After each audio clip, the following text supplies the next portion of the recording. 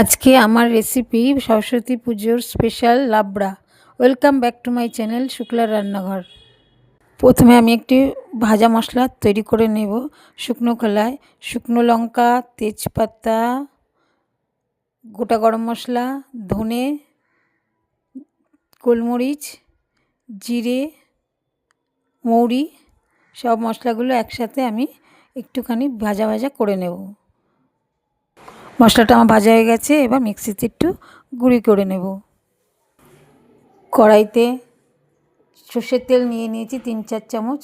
তার মধ্যে তেজপাতা, জিরে, শুকনো লঙ্কা, গোটা গরম মশলা ফোড়ন দিয়ে নিলাম।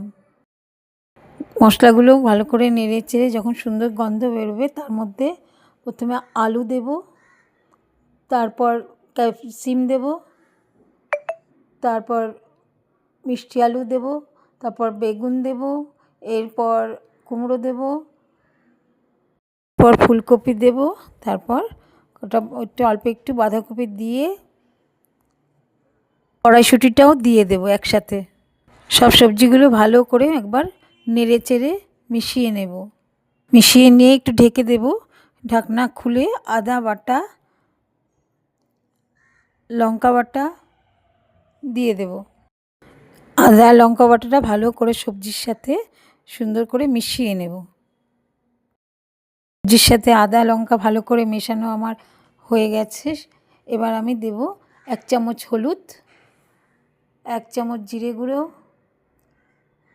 1 চামচ ধনে গুঁড়ো, আর দেব 1 চামচ লঙ্কা গুঁড়ো। গুঁড়ো মশলাগুলো সবজির সাথে খুব সুন্দরভাবে মিশিয়ে নিয়ে আরেকবার ঢেকে দেবো। একটু শীষ পালং আমি আগে থাকতে সিদ্ধ করে রেখেছিলাম, সেটাও দিয়ে দেব। দিয়ে সবজির সাথে মিশিয়ে আরেকবার ঢেকে দেব। ঢাকা নামিয়ে 1 চামচ নুন ছড়িয়ে দেব। নুনটা আপনারা আপনাদের স্বাদ অনুযায়ী দেবেন। একটা টমেটো ছোটো ছোটো করে কেটে রেখেছিলাম, সেটাও ছড়িয়ে দেব সবজির মধ্যে। টমেটোটা ভালো করে নেড়ে চেড়ে ওপর দিয়ে দেব একটু নারকেল কুড়োনো। নারকেল দিলে স্বাদটা একটু বাড়বে, সেই জন্যই নারকেল কুড়োনো দেওয়া।